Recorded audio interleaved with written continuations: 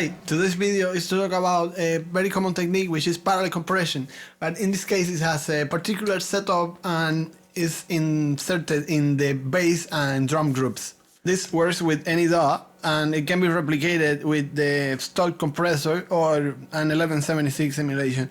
The premise of this parallel chain is that it's going to work in conjunction with the rear bus, which A.Scheps doesn't insert in the drums. In this case, you will not insert it in the drums or in the bass. You're going to use this chain.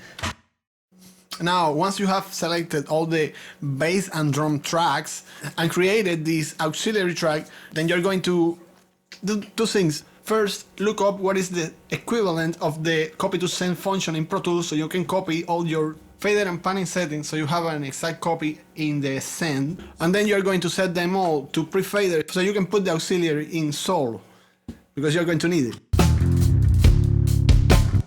Here is when you're going to insert the compressor.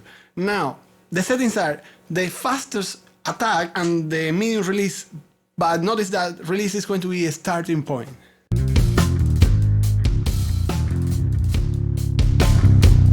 Now notice how I lowered the threshold onto the RMS area, then compensated volume, and now is when we are going to adjust release because it's pumping. A longer release pumps less.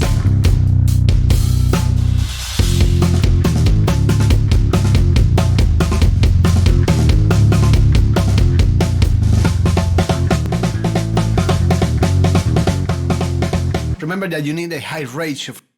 This is the amount of compression we are going to add in parallel to the drums and bass, and you're going to see how effective it is.